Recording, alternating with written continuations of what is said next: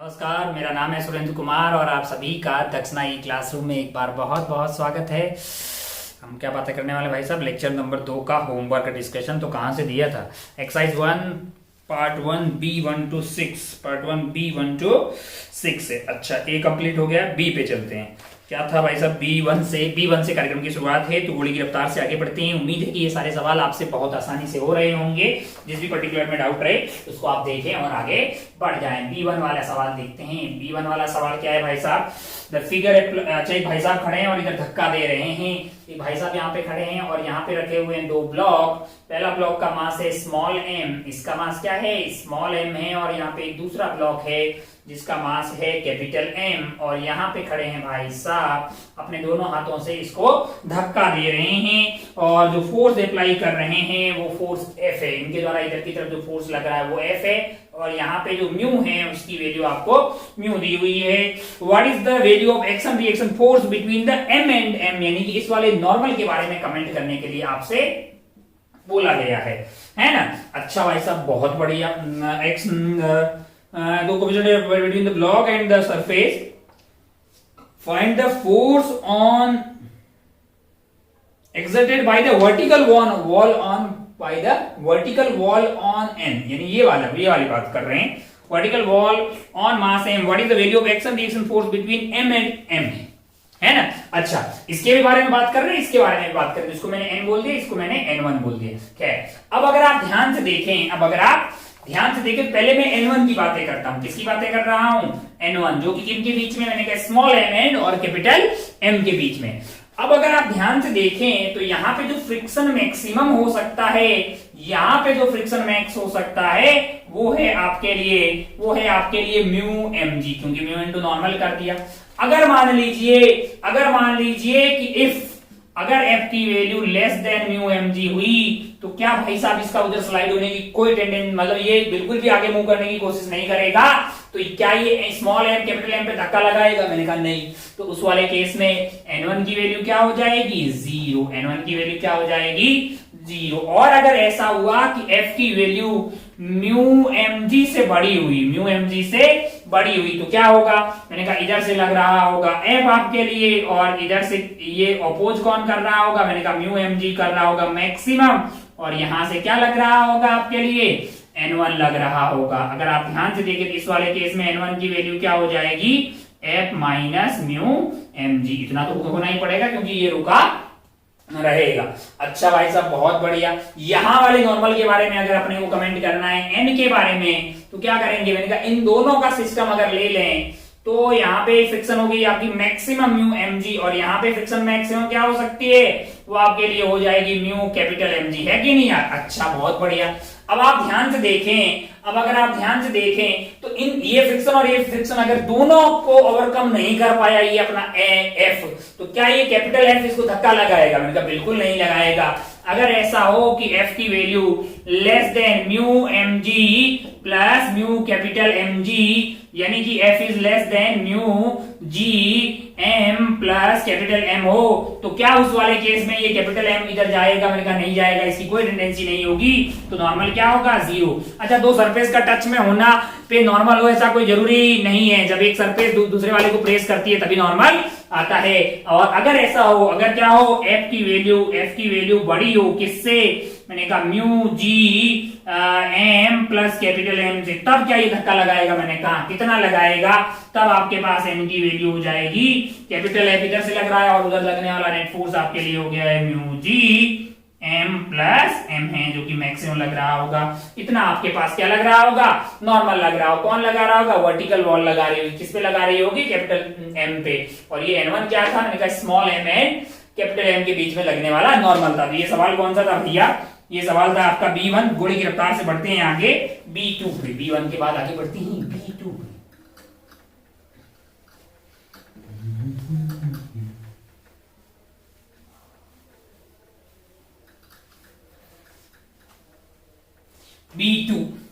B2 देखिए जरा भैया, B2 क्या है? B2 हाँ, angle between the resultant contact force and the normal force exerted by body on angle of friction है। ये हमने बातें कर दी है, ये वाली बातें हमने खूब बातें कर दी है क्लास के अंदर। ये मास m है, यहाँ पे आपके पास इधर की तरफ क्या लगेगा, मैंने कहा फ्रिक्शन, इधर की तरफ क्या लगेगा, नॉर्मल लग जाएगा। अगर मैं यहाँ पे कोई कैपिटल F लगाऊं तो इन दोनों का रिजल्टेंट कॉन्टैक्ट फोर्स होता है और उसका जो है यहाँ से एंगल है वो लैम्डा होता है। एंगल ऑफ फ्रिक्शन तब बोलते हैं जब F क्या लग रहा हो, लिमिटिंग लग रहा हो। और FC की वैल्यू आपके लिए हो जाएगी अंडर रूट ऑफ F का स्क्वायर प्लस n स्क्वायर, और F की मैक्सिमम वैल्यू क्या हो सकती है, वो आपके लिए म्यू इनटू नॉर्मल होगी। अच्छा भाई साहब, बहुत बढ़िया, बहुत ही।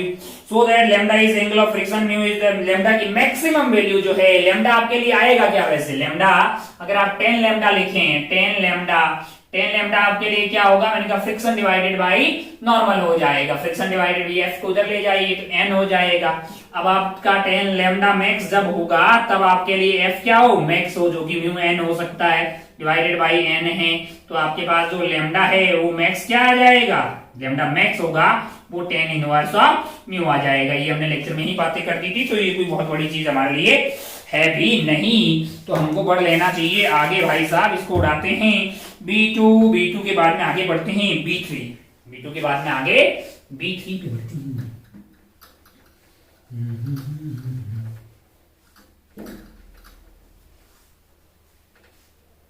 B3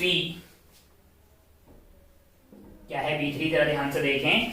B3 में एक बंदर टंगा हुआ है। अच्छा, यहाँ पे ऐसे हैं, यहाँ पे एक धागा है जिससे टंगे हुए हैं एक बंदर जी। ये बंदर टंगा हुआ भाई साहब। In the given figure A monkey of mass m, एक मंकी है जिसका मास क्या है, स्मॉल m है, is climbing A rope hanging from the रूप विद एक्सेलरेशन a है। अच्छा, ये a एक्सेलरेशन से ऊपर की तरफ जा रहा है, मैंने कहा अच्छा भाई साहब, बहुत बढ़िया। The coefficient of static friction between the body and monkey is mu. अच्छा, रोप के और इसके मंकी के बीच का कोफिशिएंट ऑफ फ्रिक्शन क्या दिया, mu. Find the direction and value of the frictional force on the monkey. Find the direction and frictional force on the monkey. अब आप ध्यान से देखें तो इसके फ्रिक्शनल फोर्स कौन सी डायरेक्शन में लग रहा होगा, ऊपर की तरफ लग रहा होगा। क्यों, क्योंकि मंकी तो नीचे की तरफ स्लाइड होने की कोशिश कर रहा है ना यार। अच्छा भाई साहब, तो धागा उस पे कैसे लगा रहा होगा, ऊपर लगा रहा होगा, धागे पे नीचे लगा रहा। अगर आप मंकी का पीडी बनाएंगे तो मंकी का मास m है, इस पे फ्रिक्शन ऊपर लग रहा होगा, mg इधर लग रहा होगा। अब आप ग्राउंड के रिस्पेक्ट में अगर बात करें तो एक्सेलरेशन ऊपर होगी, और सूडो लगा के यहाँ पे बैठ करके देखें तो सूडो आपका कैसे लग जाएगा, इधर की तरफ लग जाएगा। तो यहाँ से फ्रिक्शन की वैल्यू क्या आ गई भाई साहब, mg प्लस a, क्योंकि ये तो रुका रहेगा ना यार। अच्छा, मतलब इसी के ऊपर बैठ के अगर अपन लगा दें, किसके ऊपर, बंदर के ऊपर बैठ के, तो आपका F की वैल्यू आ गई है mg प्लस a। और कौन सी डायरेक्शन में आएगी, ये आपकी आती हुई दिखाई देगी अपवर्ड्स, ये ला ऊपर की तरफ। अच्छा, ओहो, अगर उसके हाथों में यानी पंजों में कुछ ऐसा लगा दे कि फ्रिक्शन गायब हो जाए तो आप चढ़ नहीं पाएंगे ना, है ना। मतलब जो है बिल्कुल एकदम ग्रीस टाइप का कुछ हाथों में लगा दे, बोले रस्सी चढ़ो तो रस्सी पे चढ़ो, तो वो आपके लिए पॉसिबल नहीं है, बगैर फ्रिक्शन के काम चलने वाला नहीं है। तो फ्रिक्शन ही होता है बेसिकली। चलिए बढ़ते हैं आगे। ये हो गया आपका B3 के बाद में आगे बढ़ते हैं B4 पे। कौन सा सवाल है भाई साहब, B4 क्या है, जरा ध्यान से देखिए। B4 में एक फिगर बना रखा है, 10 kg का एक ब्लॉक है। क्या है, एक 10 kg का ब्लॉक है जो कि रखा हुआ है सरफेस के ऊपर। मास है इसका 10 kg। अच्छा भाई साहब, बहुत बढ़िया, बहुत शानदार। और इधर से लग रहा है 100 न्यूटन इस पे एक फोर्स लग रहा है, 100 न्यूटन एक फोर्स लग रहा है। यहां से एंगल है 37 डिग्री। क्या है, 37 degree. In the figure one calculate the angle of friction, calculate the angle of friction. The block does not slide, block slide नहीं कर रहा है। ब्लॉक अगर स्लाइड नहीं कर रहा है तो बहुत बढ़िया भाई साहब। अगर आप ध्यान से देखें तो ये है 100 के पहले मैं कंपोनेंट कर देता हूं। ये वाला कंपोनेंट होगा 100 cos 37 डिग्री, यानी कि 100 इंटू 4/5 दैट इज आपका 80 हो जाएगा। तो ये हो जाएगा आपका 60। नीचे आपका 100 ऑलरेडी लग रहा था, तो नॉर्मल आपके लिए क्या हो गया है, नॉर्मल आपके लिए हो जाएगा 60 प्लस 100 यानी कि 160 न्यूटन। अच्छा, इधर की तरफ फोर्स क्या लग रहा है, मैंने कहा इधर की तरफ फोर्स आपके पास लग रहा है 80। इधर की तरफ क्या लग रहा है, फोर्स 80 लग रहा है। अच्छा, और ब्लॉक डज नॉट स्लाइड है, ब्लॉक स्लाइड नहीं कर रहा है, तो इसका मतलब फ्रिक्शन की वैल्यू भी क्या है, यहाँ पे 80 ही होगी। तो आपको क्या करना है, आपको अच्छा एंगल निकालना है। तो ये वाला एंगल आपके लिए 80 हो गया है, और ये ऊपर की तरफ है 160। तो यहाँ पे ये आपका एंगल हो जाएगा थीटा। टेन थीटा की वैल्यू क्या हो गई भैया, 80 डिवाइडेड बाई 160 आ गई है ना। तो थीटा आपका आ जाएगा tan inverse of 1/2, tan inverse of 1/2 है ना। tan इनवर्स ऑफ 1/2 जो है आपका मतलब कांटेक्ट फोर्स का एंगल आ जाएगा नॉर्मल के साथ में, इसमें कोई बुराई वाली बात नहीं है। आगे बढ़ते हैं, ये था B4, ये क्या था B4 के बाद आगे बढ़ते हैं B5 पे।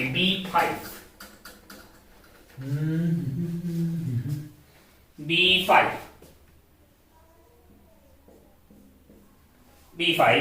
क्या है B5 जरा देखिए।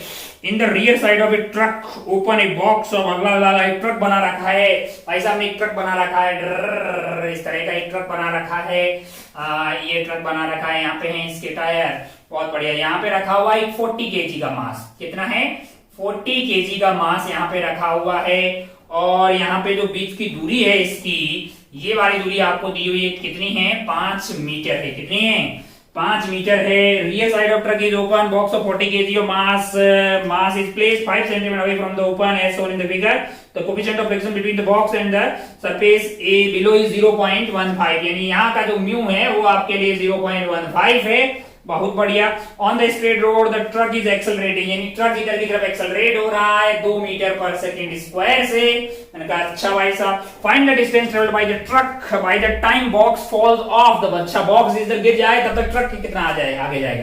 मैंने कहा अपन चीटा बन के ट्रक पे बैठ जाते हैं तो बॉक्स पे लगेगा 40 into 2 यानी कि 80 न्यूटन का सूडो लगेगा इधर। अब मैंने कहा यहाँ की फ्रिक्शन पता कर लेते हैं। मैक्सिमम जो फ्रिक्शन हो सकती है वो है आपके पास 15 डिवाइडेड बाई 100 इंटू हो जाएगा 400।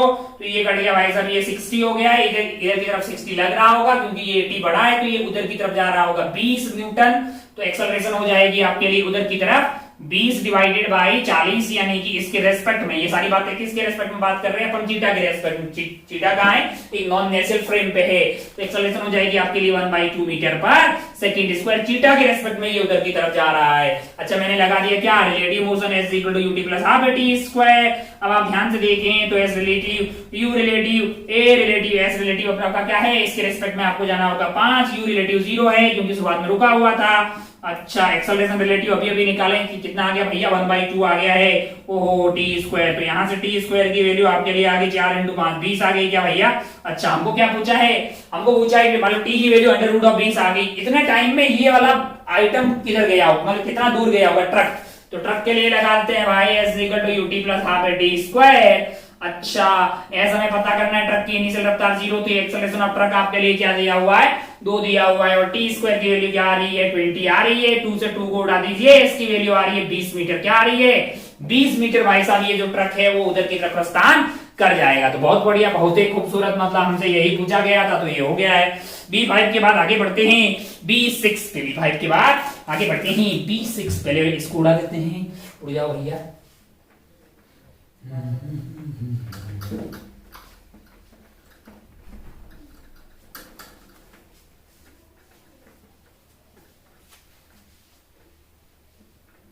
B6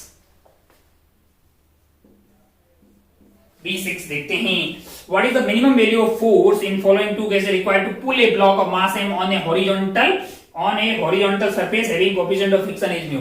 यानी यहाँ पे एक ब्लॉक रखा हुआ है, एक ब्लॉक है जो कि सरफेस के ऊपर रखा हुआ है। अच्छा ये तो हम कर चुके हैं भाई, तो है ना, आपको याद हो तो आपको पता मिनिमम फोर्स जो है जिससे कि ये स्टार्ट हो जाए एफ मिनिमम, तो हमने एंगल थीटा पे उसको ले लिया था, है ना। और सॉल्व करके एफ की वैल्यू क्या आई थी mu mg upon √1 plus mu square. अगर आपको नहीं पता हो तो लेक्चर 1 के लास्ट में होमवर्क दिया गया था, लेक्चर 2 में शायद इसी से कार्यक्रम की शुरुआत की गई थी। इतना मिनिमम फोर्स चाहिए जिससे कि ये स्लाइडिंग स्टार्ट कर दे। पर अगर आपको कल को बोल दे कि हॉरिजॉन्टल क्या होगा मिनिमम, तो भैया हॉरिजॉन्टल तो आपको एफ मिनिमम क्या चाहिए होगा एफ लिमिटिंग के बराबर, यानी कि म्यू mg के बराबर। तो ये पहला हो गया। दूसरा क्या पूछा है, if the force is in any direction also find the angle which it makes, मतलब ये थीटा आपको पता करना है। आप क्या पता करना है, थीटा पता करना है। अच्छा तो एफ कोस थीटा, इस वाले केस में इधर वाला कंपोनेंट क्या था आपके लिए एफ कोस थीटा था, जो कि यहाँ पे किसके बराबर था म्यू इनटू एन के बराबर। और इधर वाला कंपोनेंट क्या था, मैंने कहा एफ साइन थीटा था। नीचे की तरफ क्या था mg था। नॉर्मल की वैल्यू क्या हो जाएगी, तो आप बोलेंगे भैया नॉर्मल की वैल्यू हो जाएगी mg minus F sine theta, mg minus F sine theta. मैंने कहा ये जो एफ कॉस थीटा है, एफ कॉस थीटा वो जस्ट अगर म्यू इनटू एन के बराबर भी हो जाए, मतलब म्यू इनटू एन से टू सा बड़ा हो जाए तो ये स्लाइड कर जाएगा, यानी कि F cos theta that is equal to mu into N, और एन की वैल्यू क्या है, आप बोलिएगा भाई mg minus F sine theta है, mg minus F sine theta है। हमारे लिए अननोन कौन है, हमारे लिए अननोन है थीटा निकालना। हमारे लिए अननोन क्या है, हमें एफ पता है, एफ की वैल्यू इसको डाल दीजिए, सॉल्व करके थीटा निकाल सकते हैं। F cos theta that is equal to mu mg minus mu F sine theta, mu F sine theta. अब अगर आप ध्यान से देखें तो आपको चाहिए थीटा, आपको क्या चाहिए, आपको थीटा चाहिए। अच्छा भाई साहब बहुत बढ़िया, कैसे पता कर सकते हैं, जरा ध्यान से देखें। ध्यान से अगर देखें अपन तो आपके पास f की वैल्यू प्राप्त है, आप f की वैल्यू को डाल दीजिए। पहले तो क्या कीजिए, f की वैल्यू को डाल दीजिए। f हमारे लिए क्या है, f हमारे लिए है mu mg upon 1 plus mu square, 1 plus mu square into cos theta, mu mg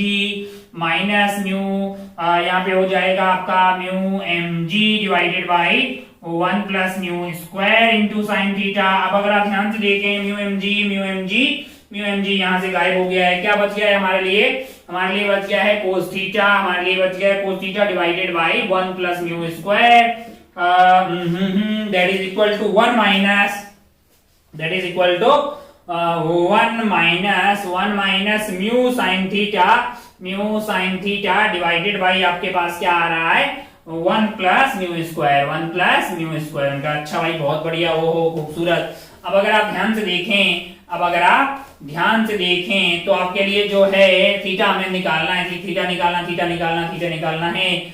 तो इसको कैसे कर सकते हैं, जरा ध्यान से देखें। तो ये आपका हो गया है cos theta is equal to 1 plus mu square minus mu sine theta, minus क्या हो गया है म्यू साइन थीटा, इधर की तरफ ले आते हैं तो ये आपके पास हो गया cos theta plus mu sine theta that is equal to 1 plus mu square, 1 plus mu square. अच्छा क्या कर सकते हैं यहाँ पे मैंने कहा आगे ऐसा कुछ कर लें, अपन क्या कर लें, अगर आप ध्यान से देखें ऊपर नीचे डिवाइड कर देंगे 1 प्लस म्यू स्क्वायर से, हाँ 1 प्लस म्यू स्क्वायर से डिवाइड कर सकते हैं। तो ये वाले कार्यक्रम को मैं 1 upon 1 plus mu square cos theta plus mu divided by 1 plus mu square is equal to 1 तो लिख ही सकता हूं। मैंने कहा हाँ ऐसा कुछ करते हैं, मैंने कहा कैसा कर देते हैं, ये एंगल को अल्फा मान लूं मैं ताकि ये बन जाए साइन अल्फा तब बनेगा जब ये 1 हो जाए और ये 1 प्लस म्यू हो जाए, ये म्यू हो जाए।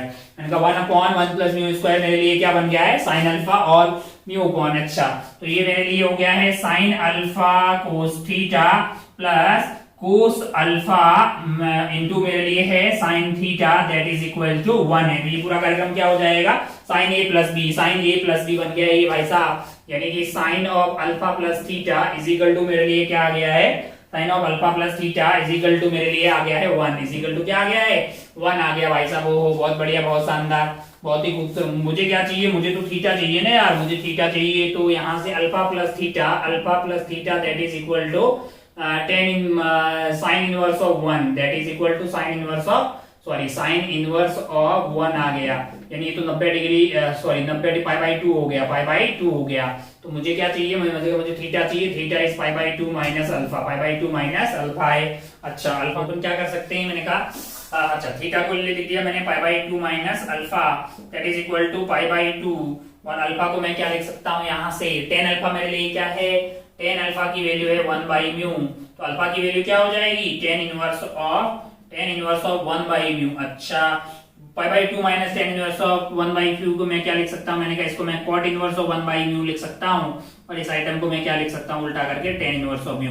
तो थीटा मेरे लिए क्या हो गया है tan inverse of mu, answer आता हुआ मेरे को दिखाई देना चाहिए। तो कुछ नहीं तो थोड़ा बहुत इसमें मतलब ये आपको ट्रिग्नोमेट्री लगाना था।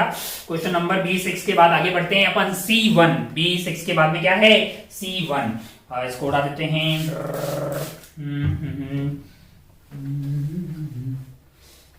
कहीं पे कुछ गलत किया गया, नहीं sign alpha cos theta cos alpha, यहाँ पे साइन थीटा था, हाँ यहाँ पे साइन थीटा है, तो ये साइन A प्लस बी का फॉर्मूला बन गया है।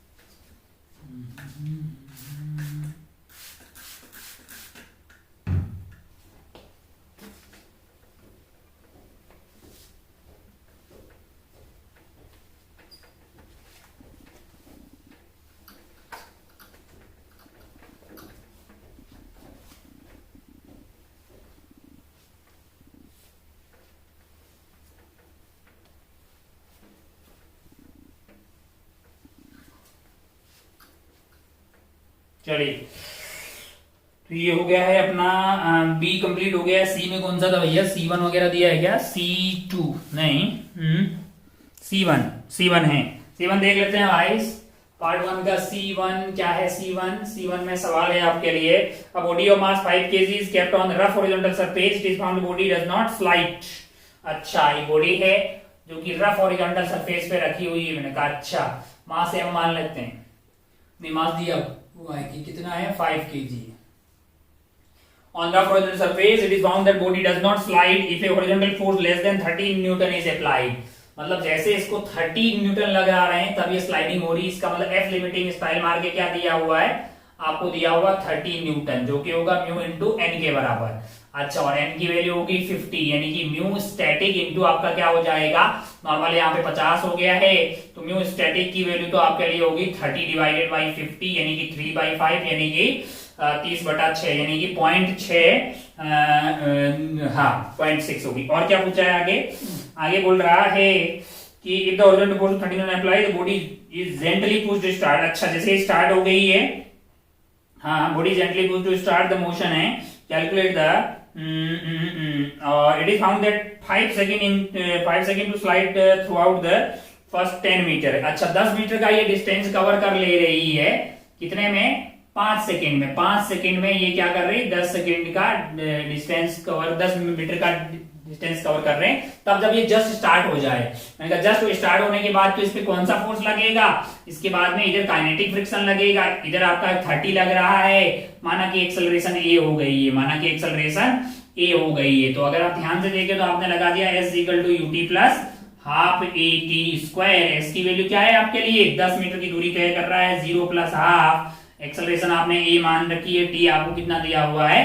5 दिया हुआ, तो ये 25 हो गया है। तो ये आपका एक्सेलरेशन हो गया है 20 डिवाइडेड बाई 25 है, जो कि आ गया आपका 4/5 metre per second square. 4/5 metre per second square. बहुत बढ़िया भाई साहब, बहुत ही खूबसूरत। इतनी आ गई आपके लिए एक्सेलरेशन आ गई, बहुत शानदार। अब अगर आप ध्यान से देखें, एक्सेलरेशन होगी क्या? मैंने कहा ये होगी 30 minus F kinetic that is equal to mass into acceleration, जो कि 5 इंटू 4/5 है। 4 है, F काइनेटिक की वैल्यू क्या होगी? मैंने कहा वो होगी 30 माइनस 4 दैट इज 26 है, जो कि म्यू काइनेटिक इंटू नॉर्मल होगा। अच्छा, बहुत बढ़िया। तो 26 इज इक्वल टू आपके लिए म्यू काइनेटिक हमें पता करना है, नॉर्मल की वैल्यू क्या है? 50 है, तो म्यू काइनेटिक क्या हो जाएगा? 26 डिवाइडेड बाई 50 है, तो ये 13/25 हो जाएगा। क्या आ जाएगा? तो 0.5 समथिंग आएगा। इसको जब सॉल्व कर रहे हैं तो ये 0.52 आ रहा है। बहुत बढ़िया है साहब, बहुत ही खूबसूरत। तो इसमें कोई बुराई वाली बात नहीं है। ये C1 हो गया। आगे कौन सा सवाल है हमारे लिए? इसके बाद अपने को बढ़ना है क्वेश्चन बैंक एक्सरसाइज 1 पार्ट 2 में A1 2 3। पार्ट 2 पे चलते हैं भैया घोड़ी की रफ्तार से।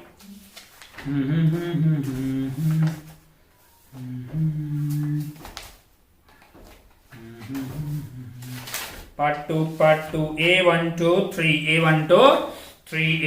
3 है और फिर B2 3 4 है। अच्छा, चलिए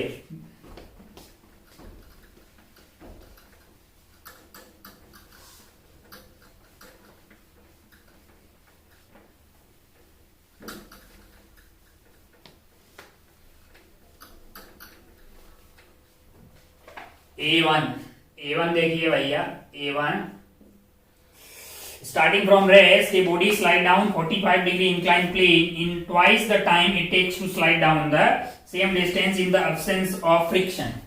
एक इंक्लाइन प्लेन है जिसका एंगल ऑफ इंक्लिनेशन आपको दिया हुआ है 45 डिग्री दिया हुआ है। स्टार्टिंग फ्रॉम रेस्ट से body slide down 45 incline plane in twice the time it takes to slide down the same distance in the absence of friction. मैंने कहा भैया अगर फ्रिक्शन होगी तो कोफिशिएंट को मैं म्यू मान लेता हूं, तो मेरे लिए एक्सेलरेशन क्या आ जाएगी? मैंने कहा इधर लग रहा होगा mg sin थीटा। क्या लग रहा होगा? mg sin theta. और अगर स्लाइडिंग हो रही होगी इधर लग रहा होगा म्यू mg cos थीटा, यानी एक्सेलरेशन रही होगी ये माइनस ये डिवाइडेड बाई m, यानी कि g sin theta minus mu g cos theta, है ना। और अगर मान लीजिए कि यहाँ पे फ्रिक्शन नहीं होती, अगर फ्रिक्शन नहीं होती तो अगर आप ध्यान से देखें तो इसकी एक्सेलरेशन g sin थीटा ही होती। क्या होती? g sin थीटा इसकी एक्सेलरेशन होती। फोर्स होता है mg sin थीटा, एक्सेलरेशन हो जाती g sin थीटा। अच्छा, मान लीजिए कि अच्छा दूरियां जो है, दूरियां कितना, दूरी तो कहाँ गया सवाल। अच्छा अब आप ध्यान से देखें, ध्यान से अगर देखें, थीटा तो आपको 45 दिया हुआ, माना कि ये वाली दूरी l है, ये वाली दूरी पे l है, तो s equal to ut plus half at square से ut यानी 0 हो गया, हाफ at स्क्वायर, यानी कि आपका जो टाइम होगा वो 2l डिवाइडेड बाई a का रूट आने वाला है कि नहीं यार। अच्छा यहां से टाइम क्या आएगा, मैंने कहा यहां से आ जाएगा twice of l divided by acceleration आपके पास क्या है, मैंने कहा g sin theta minus mu g cos theta, मैंने कहा अच्छा, और यहां से टाइम क्या आने वाला है, मैंने कहा ये आने वाला है 2l divided by ji sine theta, 2l divided by ji sine theta. अब जाहिर सी बात है यहाँ पे टाइम ज्यादा होगा, तो ये डबल है तो इसको 2 से मल्टीप्लाई कर देते हैं, है ना, स्क्वायर कर लीजिए, तो ये हो गया आपके लिए 2l divided by g, common आ गया है sine theta minus mu cos theta, that is equal to 4 2l divided by ji sine theta. अब आप ध्यान से देखें तो 2l से 2l कट गया है लाला, है ना, 2l से 2l कट गया। अच्छा साइन 45 जी तो वैसे भी कट गया है यहाँ पे, और साइन 45 कोस 45 कॉमन है, तो वो भी वैसे ही कट गया क्योंकि साइन थीटा कॉमन आके, तो बचा क्या है भैया, बचा क्या है यहाँ पे, अरे साइन 45 कोस 45, साइन बाहर ले लीजिए, ये 1/√2 लिखा हुआ है, ये पे क्या है 1/√2 है, ये क्या है 1/√2 है ना, तो बाहर लेके उड़ा दीजिए। अगर आप ध्यान से देखें तो ये हो गई वैल्यू आपका 1 डिवाइडेड बाई, आपके लिए हो गई ये 1 minus mu, that is equal to 4 divided by 1, that is equal to 4 divided by 1 है, तो इधर की तरफ ले जाइए, तो ये आपका हो गया 4 माइनस 4 म्यू, तो 4 म्यू की वैल्यू आपके लिए आ गई है 3 आ गई भाई साहब, म्यू की वैल्यू क्या हो गई है 3/4 है, यानी कि 0.75 कौन से ऑप्शन में दिखाई दे रहा है, ये आपको ऑप्शन ए में दिखाई दे रहा है, इसको आप टिक करके आगे बढ़ सकते थे। बहुत ही बढ़िया, बहुत ही खूबसूरत। बी वाला जो A2 वाला सवाल है, wooden block of mass m resting on, ये देखते लाला, इसको उड़ाओ पहले, मुड़ो,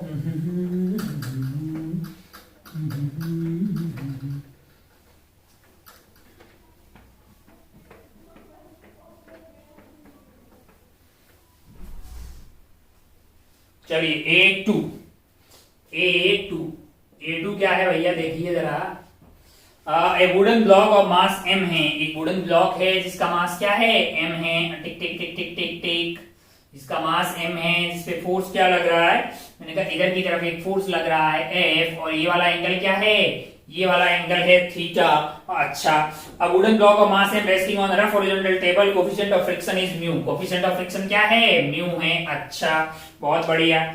is pulled by a force F shown in the figure, the acceleration of block moving horizontally is, अच्छा इसकी एक्सेलरेशन क्या होगी, देखो भैया F cos थीटा खींच रहा होगा, F cos थीटा खींच रहा होगा, F sin थीटा भी फायदा करवा रहा होगा, क्यों, क्योंकि नीचे की तरफ mg लग रहा होगा, तो नॉर्मल वाला जो है वो कम हो जाएगा, कितना हो जाएगा आप बोलिएगा कि mg minus F sin theta आपका नॉर्मल हो जाएगा। अगर ये स्लाइड कर रहा है तो मैक्सिमम फ्रिक्शन लग रही होगी, जो कि होगी आपके पास mu into mg minus f sin theta. अच्छा क्या पूछा, एक्सेलरेशन पूछा है, एक्सेलरेशन ऑफ ब्लॉक, तो एक्सेलरेशन ऑफ ब्लॉक भाई ये एक्सेलरेशन हो जाएगा आपका f cos theta minus mu mg minus f sin theta divided by m आ जाएगा, डिवाइडेड बाई क्या आ जाएगा m आ जाएगा।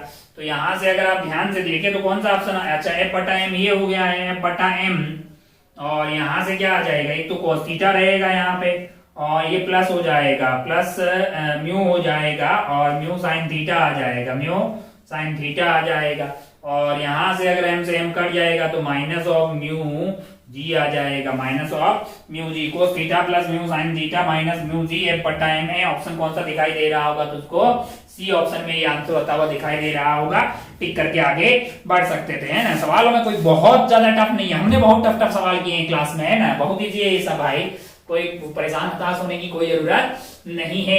आगे बढ़ती हैं, आप अपने कॉन्सेप्ट पे पूरा विश्वास रखिए, सवाल कोई सा भी आए आप कर पाएंगे। बहुत ही खूबसूरत, बहुत ही बढ़िया। ये था आपका A2, ये था A2 के बाद आगे बढ़ते हैं A3 पे, A2 के बाद में आगे बढ़ते हैं A3 पे। क्या है A3 भाई साहब, A3 में एक ब्लॉक बनाया हुआ है, तो हम भी बना लेते हैं। हमको सवाल से पहले फोटो बना लेना चाहिए। मास m है, बहुत बढ़िया भाई साहब। क्या हो रहा है, एक एफ लग रहा है कि कितने एंगल पे, मैंने कहा 30 डिग्री के एंगल पे एक फोर्स लग रहा है, जिसमें ब्लॉक का मास आपको दिया हुआ है 5 kg। ब्लॉक का मास क्या दिया हुआ है, 5 kg दिया हुआ है। और एफ जो लग रहा है वो है आपके लिए 40 न्यूटन। वो क्या है, 40 न्यूटन है। अच्छा, coefficient of friction is 0.2। Coefficient of friction यहाँ पे जो म्यू है दैट इज इक्वल टू 0.2 है। अच्छा, एक्सेलरेशन ऑफ ब्लॉक क्या होगा, एक्सेलरेशन ऑफ ब्लॉक क्या होगा। अच्छा भाई साहब, ये जो 40 है, 40 का ये वाला कंपोनेंट हो गया आपका 20√2, यानी 40 इंटू कोस 30 दैट इज 20√3। तो ये हो जाएगा आपका 40 साइन 30, तो ये तो हो गया 20। नीचे की तरफ क्या लग रहा होगा, मैंने कहा 50 है ना, 50 माइनस 20, नॉर्मल ऊपर की तरफ लग रहा होगा 30। अच्छा, यहाँ पे फ्रिक्शन मैक्सिमम क्या लग सकता है, आप बोलेंगे भाई साहब म्यू इंटू एन है। म्यू की वैल्यू क्या दी हुई है, देखो 2/10 दी हुई है।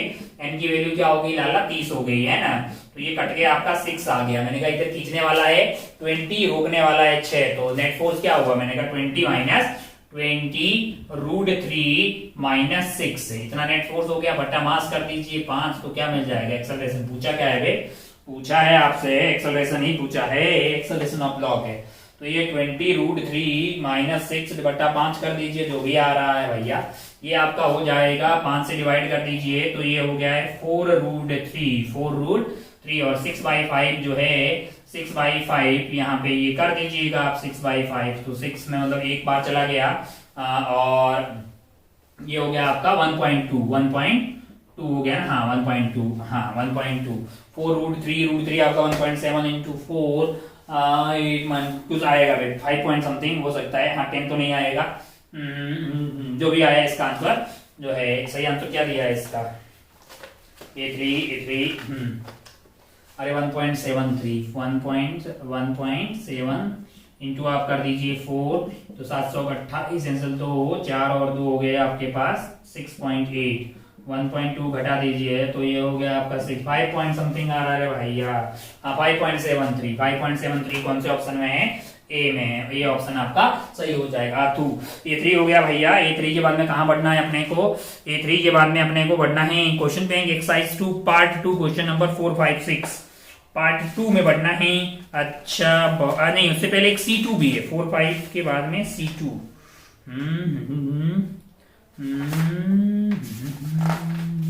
C2 4, 5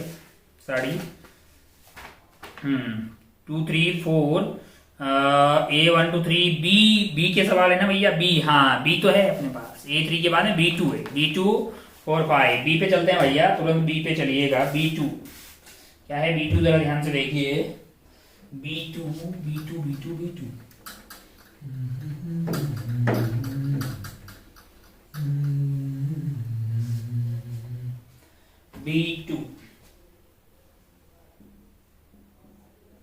B2 देखिए भाई, a box is laying on horizontal floor in compartment of train running along the horizontal rails from left to right है। मैंने कहा अच्छा, at time t it descends, the resultant contact force R by the floor on the given edge।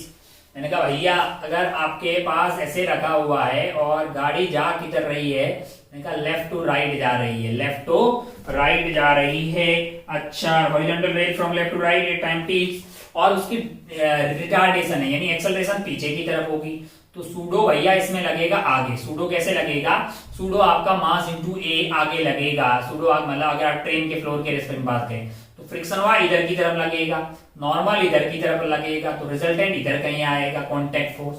अच्छा, कौन सा photo है ऐसा, ये आपको ऑप्शन सी में दिखाई देगा, R2। बहुत ही ज्यादा इजी किस्म का सवाल था, कॉन्टैक्ट फोर्स का ही तो रिजल्टेंट बताना है ना। हाँ तो सी हो गया भैया, आगे बढ़ो। B2 के बाद में कौन सा था, B2 के बाद में B4 है, B2 के बाद में B2 B4 5 है, 4 5 B4 5। अच्छा चलिए देखिए B4 क्या है, B4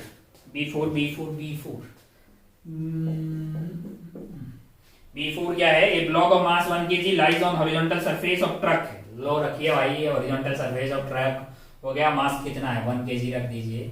1 kg lies on horizontal surface of truck, the coefficient of static friction between the truck and the block is 0.6, यानी म्यू की वैल्यू आपको दी हुई है 0.6। अच्छा, the acceleration of truck is 5 metre, then the frictional force acting is, acceleration 5 है तो लाला यहाँ theta 1 के बैठ जाएंगे, तो इस पे सूडो लग रहा होगा 1 into 5 यानी कि 5 न्यूटन। पीछे फ्रिक्शन यहाँ पे मैक्सिमम हो क्या सकता है, मैंने कहा है वो हो सकता है आपका 6/10 into 10 यानी कि 6 न्यूटन, लेकिन लगेगा नहीं क्योंकि स्टैटिक फ्रिक्शन कितना लगता है, जितनी जरूरत होती उतनी लगता है, तो यहाँ 5 ही लगेगा मैक्स, भले ही 6 हो जाए लेकिन लगेगा क्या, 5 न्यूटन ही लगेगा। ओहो, जो कि ऑप्शन आपको ए में दिखाई देगा, टिक करके आप घोड़े की रफ्तार से आगे बढ़ सकते थे। B4 के बाद में क्या है, B5 एंड C2, B5 पे चलते हैं, B5 देखिए भाई क्या है, B5 contact force exerted by one body on a horizontal surface is equal to normal, अच्छा between them, अच्छा एक बॉडी है जिसका मास m है, मैंने कहा नीचे mg लग रहा है, तो इधर आपके पास नॉर्मल लग रहा है, इधर आपके पास फ्रिक्शन अगर होता मान लो तो कांटेक्ट फोर्स इधर की तरफ आता, ये लैम्डा होता, और एफ कांटेक्ट जो है वो friction square plus normal square है। एफ कांटेक्ट की मिनिमम वैल्यू क्या हो सकती है, मैंने कहा जब फ्रिक्शन की वैल्यू क्या हो जाए 0, तो अब उस वाले केस में आपका जो कांटेक्ट फोर्स है वो नॉर्मल के बराबर ही हो सकता है। इसका मतलब अगर आपके पास कांटेक्ट फोर्स नॉर्मल है, इसका मतलब फ्रिक्शन क्या है, 0 है, the contact surface must be frictionless. कोई जरूरी नहीं है भैया, कोई जरूरी नहीं है। अगर फ्रिक्शन वाली सरफेस होगी तो फ्रिक्शन लगेगी ऐसा कोई जरूरी नहीं है। अबे फ्रिक्शन तो तब लगेगी ना जब कोई टेंडेंसी हो या रिलेटिव स्लाइडिंग हो। एक ब्लॉक को मस्त ऐसे रखा हुआ, क्या फ्रिक्शन लग रहा होगा, मैंने कहा नहीं, नॉर्मल लग रहा होगा mg के बराबर, है ना, यहाँ पे कोई फ्रिक्शन नहीं लगेगा, लेकिन जैसे ही मैं इसको खींचने लगूंगा इधर फ्रिक्शन आ जाएगा। तो हमको तो पहला जो है इसका गलत लग रहा है, स्टार लगा हुआ तो मल्टीपल करेक्ट है, ए बी सी डी, गलत। The force of friction between the contact surface is 0, yes, F 0 होगा तभी तो F ये आपका जो है ये 0 होगा, तभी तो आपके पास जो आंसर है वो n के बराबर ही आ जाएगा। यही वाला कार्यक्रम n आ गया है आपके लिए। अच्छा, तो सेकंड बात सही लिखा हुआ भैया। सी में क्या है, the magnitude of normal force equal to that of friction है। मैग्नीट्यूड ऑफ, नहीं फ्रिक्शन तो 0 है ना यार, बात ही खत्म। It is possible that the bodies are rough and they do not slide on, it is possible that the bodies are rough and they do not slide on each other. Yes, possible है भैया, आराम से रखी हुई surface है, कोई sliding नहीं हो रही, तो फ्रिक्शन 0, सत्य बात लिखी हुई है। तो आंसर आपका बी एंड डी हो जाएगा। आंसर क्या हो जाएगा, बी एंड डी बोथ, क्योंकि मल्टीपल करेक्ट का आंसर है। B5 के बाद में आगे बढ़ते हैं, B5 के बाद में C2 पे बढ़ना है हमको। कहां बढ़ना है, C2। अच्छा, बढ़िया, बहुत शानदार, बहुत खूबसूरत।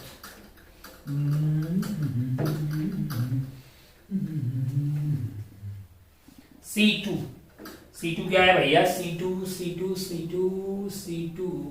C2 में क्या है कि एक बॉडी है, एक अब 60 kg body is pushed horizontally with just enough force to start is moving across the floor. The same force continue to act like coefficient of static friction is this.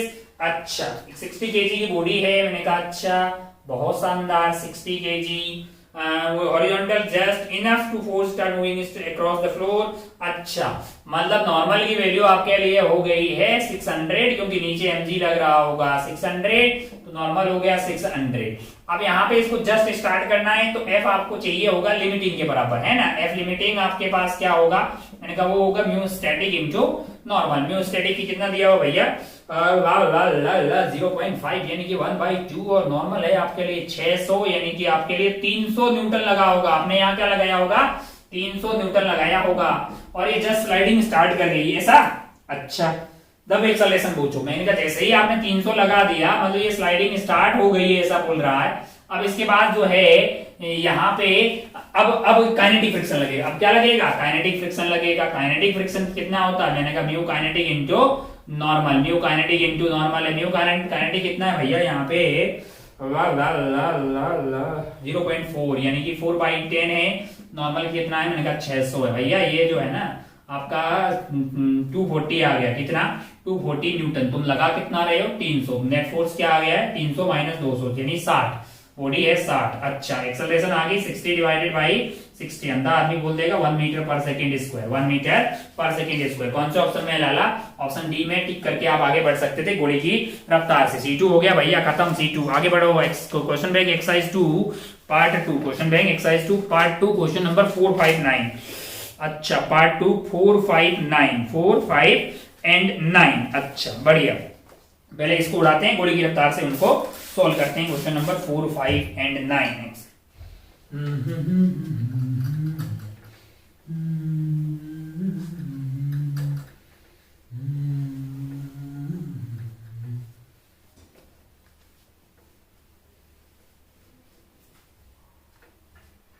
Question number 4, 5 and 9। 4 देखिए जरा आगे ध्यान से देखिए। A uniform rope so lies on table such that the part of it lays over. The rope begins to slide when the length of hanging is 25% of the entire length. The coefficient of static friction. अच्छा, यहाँ पे एक ऐसा धागा रखा हुआ है, मतलब ऐसा चेन रखा हुआ है, या आप रोप बोल दीजिए, ऐसा ऐसा ऐसा कुछ रखा हुआ है। कितना पार्ट जो है वो नीचे है भैया, 25% ऑफ एंटायर लेंथ, यानी कि ये आपका L/4 है, तो ये आपका 3L/4 है। माना कि L लेंथ का मास क्या है, m है, तो नीचे की तरफ यहाँ पे m/4 है और यहाँ पे कितना है, 3m/4 ऊपर है ना। अच्छा, तो ये m/4 के ऊपर mg जो लग रहा होगा वो इसको खींचने की कोशिश कर रहा होगा और यहाँ का फ्रिक्शन इसको रोकने की कोशिश कर रहा होगा, है कि नहीं यार। अच्छा, तो यहाँ पे नॉर्मल क्या हो जाएगा, नीचे इस पे लग रहा होगा 3m/4 इंटू जी, तो नॉर्मल इस इतने के बराबर ही हो जाएगा, टोटल 3mg/4 है। तो यहाँ पे मैक्सिमम फ्रिक्शन जो हो सकता है वो आपके लिए है न्यू इंटू 3mg/4, ये है रोकने वाला मैक्सिमम, और खींचने वाला क्या है, वो आपका है m/4 इंटू जी। mg लग रहा होगा, मैंने कहा mg ने mg की बत्तियां गुल कर दी, 4 ने 4g, म्यू की वैल्यू क्या आ रही है 1/3 आ रही, 0.33 आपको जो है वो कोफिशिएंट ऑफ फ्रिक्शन होना चाहिए, जो कि आपको ऑप्शन ए में दिखाई दे रहा है। बहुत बढ़िया, कोफिशिएंट ऑफ फ्रिक्शन। 4 के बाद में 5 भी देखना है क्या, हाँ 4 के बाद में 5 एंड 9, 4, 5। चलिए ये 4 हो गया, बहुत ही ज्यादा सस्ता सवाल, कोई इसमें बहुत ज्यादा मतलब जो है बात ही नहीं है। क्या है, ये सब आपके लिए बहुत ही चीज थी। ये 5 वाले सवाल पे पढ़ते ही 5। 0.5 kg initially at rest horizontal surface at t is equal to 0, इस पे फोर्स लग रहा है, बॉडी है भैया, एक बॉडी है यहाँ पे, इसका मास क्या है, इसका मास है 1.5 kg, 1.5 kg इसका मास है, और इस पे क्या लग रहा है, ये रेस्ट पे है, t is equal to 0 पे, t is equal to 0, u is equal to 0 है, एक फोर्स उस पे लग रहा है, इस पे एक फोर्स लग रहा है, that is equal to 1.8 t I cap Newton, इतना फोर्स इस पे लगाया जा रहा है। मैंने कहा बहुत बढ़िया। Where t is in second applied to the box, the acceleration of box as a function of time is given. a is equal to 0 से, अच्छा ये 0 है कब तक, जब टाइम आपका एक्सेलरेशन जो है वो इस तरह से वेरी कर रही है, 0 है कब तक, जब आपका टाइम जो है वो 0 से बड़ा हो और 2.85 से छोटा हो, और एक्सेलरेशन उसके बाद में क्या हो जा रही है 1.2t माइनस 2.4 आई कैप, अच्छा for t greater than 2.85, for t greater than the coefficient of kinetic friction between the box and the surface is, coefficient of kinetic friction between the box and surface is। मैंने कहा अच्छा बहुत बढ़िया, बहुत ही शानदार। अब अगर आप ध्यान से देखें तो टाइम अगर 2.85 से बड़ा हो जाए, टाइम अगर 2.85 से बड़ा हो जाए तो अब आपके पास एक्सेलरेशन क्या है, मैंने कहा इस तरह से वेरी कर रही है, कुछ भी वैल्यू आप रखिए अपनी मर्जी से तो आपको मिल जाएगा, मतलब जो है तो ये तो कोई बहुत टफ सवाल नहीं हुआ भाई। आपको तो क्या है 2.85 से बड़ा कोई सा भी रख दो यार, इसमें क्या है। जैसे मान लो कि मैंने बोल दिया t is equal to 3 second पे बात करते हैं, t is equal to 3 second, t is equal to 3 second पे यहाँ पे क्या होगा, मैंने कहा ये है आपका 1.5, ये है आपका 1.5, इधर की तरफ आपके लिए फोर्स क्या लग रहा होगा, 2.85 से बड़ा कोई वैल्यू रख ले, 3 रख लिया मैंने, 3 रख लो तो 8 3 24, मतलब जो है 24 और 54 हो गया ना जी, 3 से मल्टीप्लाई कर लो 4 है ना, तो 5.4 न्यूटन इस पे फोर्स लग रहा है। मैंने कहा अच्छा नॉर्मल की वैल्यू, मैंने कहा यहाँ पे 15 लग रहा होगा, तो नॉर्मल आपका 15 लग रहा होगा, इधर आपका म्यू इंटू म्यू कौन सा वाला काइनेटिक वाला, और इंटू आपका नॉर्मल लग रहा होगा, जो कि 15 के बराबर होगा, यानी 15 इंटू म्यू के लग रहा होगा। और एक्सेलरेशन क्या होगी, मैंने कहा एक्सेलरेशन में यहाँ पे 3 रख दो भैया, यहाँ पे टी इज इक्वल टू 3 रख दोगे तो एक्सेलरेशन क्या हो गई है 1.2 इंटू 3, 12 3 36, यानी कि 3.6 माइनस 2.4, ये हो गया आपका 2 और ये हो गया आपका 1.2, एक्सेलरेशन हो गई है इधर की तरफ 1.2। अच्छा बहुत बढ़िया। तो फोर्स क्या हो गया नेट फोर्स आपका हो गया है 5.4 minus 15 into mu K 15 into mu K that is equal to mass है आपका 1.5 और एक्सेलरेशन क्या है 1.2 है। बहुत बढ़िया भाई साहब बहुत ही खूबसूरत। तो आपका जो म्यू के है इसकी वैल्यू क्या आएगी मैंने कहा 5.5 5.4 1.5 into 1.2 divided by 15 that is equal to mu K है। अच्छा तो 1.5 इंटू 1.5 इंटू 1.2 ये अपना 30 हो गया है और ये अपना 12 हो गया है ना 30 और ये 15 हो गया है ना। तो 0 अरे ठीक है भैया 0 5 3 8 और ये 1 हो गया है 2 के बाद 1.8 हो गया भैया। तो ये 5.4 माइनस 1.8 डिवाइडेड बाई 15 है। तो 5.4 1.8 ये 6 हो गया भैया 4 में से 1 गए 3.6 यानी कि 3.6 यानी 36 बाई 150 हो गया है आपके लिए ये। तो इसकी वैल्यू सॉल्व करके कितनी आएगी अब वो देखना पड़ेगा। यानी कि ये आपका हो गया है 3 से कट जाएगा क्या मैंने कहा हाँ 3 से आपका कट गया ये 1 और 2 है ना और ये 3 से कट गया कितना आ गया है बात ये 15 50 हो गया है। तो ये आपका हो गया है 6 बटा 25 आ गया है। अच्छा तो 2 पॉइंट समथिंग 0 पॉइंट मतलब 0.2 यानी कि 0.2 समथिंग आ जाएगा 6/25 आपने लगाया पॉइंट जो गया 0 2 बार गया 50 और ये बच गया 10 फिर एक आप 0 लगा लीजिए तो 4 बार 0.24 जो कि आपको ऑप्शन बी में दिखाई दे आथू सवाल। आगे बढ़ते हैं क्या ये 5 हो गया 5 के बाद 6 है क्या 5 के बाद में 6 नहीं है सीधा बढ़ने का कहां पे C2 पे सवाल नंबर नहीं 4 5 के बाद में 9 है ना अपन एक्सरसाइज 2 देख रहे हैं मैंने कहा 4 5 देन आपके पास सवाल नंबर 9 है सवाल नंबर 9 है। आइए देखते हैं 9 वाला क्या बोल रहा है भैया। थोड़ा फास्ट हो रहा है क्या फास्ट तो नहीं हो रहा यार वक्त की बहुत ही कमी है मतलब वक्त की कमी है जिंदगी में और हमको ये नहीं पता है कि कौन सा आपसे हो गया है इसलिए सारे बताने पड़ रहे हैं ना तो इसलिए वक्त बहुत ज्यादा लग रहा है। वही अगर क्लासरूम की बात होती तो बहुत सारे सवाल तो आपसे हो गए होते मतलब मुझे पता होता कि कौन से आपसे हो गए तो वो सवाल बताते नहीं जो नहीं होते हैं उस पर पूरी पीएचडी कर सकते थे आराम से बैठ के। लेकिन अभी बाय डिफॉल्ट ये मास्टर मान के चल रहा है कि आपसे कुछ नहीं हुआ है और वो सारे सवालों का आंसर बता रहा है पागलों की तरह यहाँ बताया जा रहा है और लड़का लोग आराम से सोए होंगे बेड पे है ना। चलिए यहाँ पे एक ब्लॉक है और ये वाले ब्लॉक पे क्या हो रहा है भैया 9th वाले पे इधर से फोर्स लग रहा है। Block of mass M lying on a rough horizontal plane is acted by a horizontal force of P and another force Q है। अच्छा P ऐसे लग रहा है बहुत बढ़िया और Q कैसे लग रहा है Q ऐसे लग रहा है Q फोर्स जो है वो ऐसे लग रहा है टिक टिक टिक टिक टिक और ये वाला एंगल क्या है ये वाला एंगल आपके लिए है theta incline and vertical minimum value of coefficient of friction between the block and the surface for which the block will remain equilibrium। इधर वाला कंपोनेंट क्या हो जाएगा Q cos थीटा हो जाएगा भैया और ये वाला कंपोनेंट मैंने कहा Q sin थीटा हो जाएगा है ना। अच्छा नॉर्मल वाला इधर की तरफ क्या होगा अच्छा इसका मास वास दिया है ना m दिया होगा मास तो दिया ही होगा यार ब्लॉक ऑफ मास m है तो नीचे की तरफ एक mg भी हो जाएगा ना जी। तो नॉर्मल की वैल्यू क्या हो गई आपके लिए नॉर्मल आपके लिए हो गया है mg plus Q cos theta चलिए भैया ओहो बहुत शानदार बहुत ही खूबसूरत। इधर आपके पास अच्छा इक्विलिब्रियम के लिए यहाँ से मैक्सिमम लग रहा है म्यू इंटू एन है तो म्यू इंटू एन की वैल्यू हो गई आपके पास mg plus Q cos theta that is equal to ये दोनों फोर्स यानी कौन है P है और है Q sine theta P and Q sign theta है ना। आपने एनएलएम और फ्रिक्शन इतना अच्छे से पढ़ा नहीं है आपको बहुत इजी लगेगा जी। आपको निकालना क्या है आपको म्यू निकालना है ना जी। अंदर आदमी बता देगा कि P plus Q sign theta divided by आपके पास है mg plus Q cos theta Q cos theta. जरा ध्यान से देखिए ऐसा है क्या कहीं P plus Q sine theta mg plus Q cos theta option A में ही दिखाई दे रहा घोड़ी की रफ्तार से टिक कर और आगे बढ़ जा। 9 के बाद में और कोई है क्या exercise 3 part 1 question number 1 and 2 घोड़ी की रफ्तार से बढ़ते हैं भैया। Exercise 3 part 1 question number 1 and 2 बता दो भैया। तू माने आना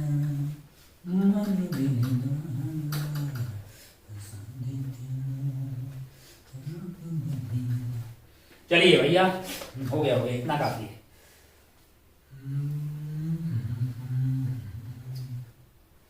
चलिए एक्सरसाइज 3 क्वेश्चन नंबर 1 है। सवाल नंबर कौन से थे भैया क्वेश्चन नंबर 1 एंड 2। अच्छा एक ब्लॉक है और एक इंक्लाइन सरफेस है ऐसी टिक टिक टिक टिक टिक इधर से एक फोर्स लग रहा है 10 न्यूटन का। क्या लग रहा है? 10 न्यूटन का है एक। Horizontal force of 10 Newton necessary to just hold the block of stationary against a wall. The coefficient of friction between the block and the wall is this. अच्छा म्यू यहाँ पे कितना दिया हुआ है? 0.2 दिया है। IEEE 2003। वेट कितना है ब्लॉक का? तो हम मान लेते हैं भैया m मास का है, तो नीचे क्या लग रहा होगा? mg लग रहा होगा। अच्छा, और जो mg है इसको कौन बैलेंस कर दे रहा है? मैंने कहा म्यू इंटू एन कर रहा है, तो म्यू आपके लिए, अच्छा यहाँ पे नॉर्मल की वैल्यू क्या होगी? 10 के बराबर होगी भाई, तभी तो ये रुका रहेगा। म्यू आपके पास कितना है? 2/10 है, इंटू 10 है, तो mg की वैल्यू आ गई 2 न्यूटन। क्या आ गई है भैया? 2 न्यूटन। ऑप्शन 4 में दिखाई देगा आर्थू सवाल। कैसा? आर्थू मतलब इतना आसान है। 1 के बाद में कौन सा है भैया? 2 है। 2 इज द सेकेंड।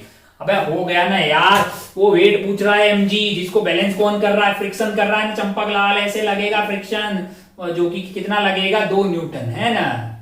जस्ट मतलब उसको इक्विलिब्रियम में रख रहा है। चलिए आगे बढ़ते हैं सवाल नंबर 2 पे।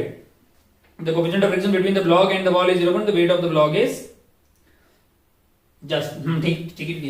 आगे बढ़ते हैं सवाल नंबर 2 पे। आगे बढ़ते हैं सवाल नंबर 2 पे। घोड़े की रफ्तार से आगे बढ़ते हैं। सवाल नंबर 2 क्या है भैया?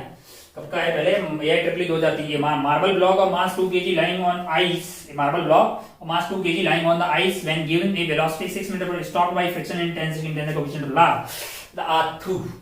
यहाँ पे ब्लॉक है, इसका मास क्या है? 2 kg। इसका मास क्या है? 2 kg है। इसको क्या किया गया है? इनिशियली वेलोसिटी दी गई है इधर की तरफ 6 मीटर पर सेकेंड, और ये 10 सेकेंड में रुक जा रहा है, यानी t इजिकल टू 0 पे हालचाल ये है, तो t इजिकल टू 10 सेकेंड पे ये रुक जा रहा है। अच्छा, then the coefficient of friction is, मैंने कहा यहाँ 20 लग रहा होगा, तो यहाँ आपके लिए लग रहा होगा normal, that is equal to 20। पीछे की तरफ फ्रिक्शन लग रहा होगा, मैंने कहा म्यू इंटू एन, यानी कि 20 इंटू एन है। म्यू कौन सा वाला? म्यू काइनेटिक वाला। कुछ नहीं दिया, दोनों सेम ले लिए। तो इसका रिटार्डेशन क्या हो रहा होगा? ए की वैल्यू होगी -20 डिवाइडेड बाई 2, यानी -10 मीटर पर सेकेंड स्क्वायर। ऐसा इसलिए बोल रहे हैं क्योंकि रिटार्डेशन है, इसलिए मैं माइनस ले रहा हूं। अच्छा भैया, वो यहाँ पे रफ्तार क्या हो गई है? 0। v is equal to u plus at। कोई भी लगा देगा अंधा आदमी। ये 0 था, u की वैल्यू कितनी थी? 6 थी। एक्सेलरेशन कितनी थी? -10 थी। और टाइम आपके लिए, सॉरी निकालना क्या था भैया? Then the coefficient of friction is, coefficient of, sorry क्या किया? म्यू इंटू एन पे, तो म्यू इंटू एन करेंगे ना। म्यू इंटू एन, म्यू आपका कितना है वो नहीं पता, म्यू नहीं पता है, लेकिन एन की वैल्यू क्या है? 20। तो एक्सेलरेशन आपके लिए क्या हो जाएगी? Mu into 20 divided by 2। Negative का काइको की रिटार्डेशन है, तो ये आपके पास आ गया है 10 mu metre per second square. अच्छा, v is equal to U plus A T. v की वैल्यू आपके लिए यहाँ पे 0, that is equal to u आपके लिए कितना था? 6 था। इस डायरेक्शन को पॉजिटिव मान लिया मैंने। एक्सेलरेशन मेरे लिए आ गया है -10 म्यू, और टाइम मेरे लिए कितना है? 10 सेकेंड है। अच्छा, यहाँ से म्यू की वैल्यू क्या आ गई? 6 डिवाइडेड बाई 100 है। म्यू की वैल्यू तो 0.06 आ गई भैया। 0.06 कौन से ऑप्शन में है? ये थर्ड ऑप्शन में है। आप इसको टिक करके आगे बढ़ सकते थे। बहुत ही लल्लू पल्लू किस्म का होमवर्क था। तो ये सारा हो गया है क्या? Exercise 3P1 question number 1 and 2। चलिए भाई साहब, ये हो गया लेक्चर 2 का होमवर्क। आपने ऐसे घोड़े की रफ्तार से ऐसे कर लिया होगा। चलिए बढ़ते हैं तीसरे वाले होमवर्क की तरफ। वही 2 वाला तो यहाँ पे खत्म होता है। आप अपना और अपनों का खूब ख्याल रखिएगा। आपने एनएलएम बहुत अच्छे से पढ़ा है, आपने फ्रिक्शन बहुत अच्छे से पढ़ा है, इसलिए आपसे ये सारे सवाल बहुत इजीली हो रहे हैं। तो अपनी पीठ थपथपा दीजिए, मतलब जो है, अरे हो रहे हैं ना यार। मेरे को ऐसा लग रहा है कि बहुत ही आसान लगेगा आपको, ऐसा मेरे को लग रहा है। और अगर मेरे को ऐसा लग रहा है तेरे बारे में, तो तेरे को तो लगना ही चाहिए ना बे, है ना। मतलब क्योंकि आपकी कैपेबिलिटीज को सबसे ज्यादा तो आप ही जानते हैं ना यार। आप चाहें तो फिर मतलब सब कुछ बहुत इजी लग सकता है, इसमें कोई दोहराए वाली बात नहीं है। चलते हैं फिर। ये हो गया लेक्चर 2 हो गया। लेक्चर 3 के होमवर्क की तरफ पढ़ते हैं अपन। होमवर्क वगैरह करते रहे, मतलब जो है। जय हिंद, जय भारत, टेक केयर, बाय।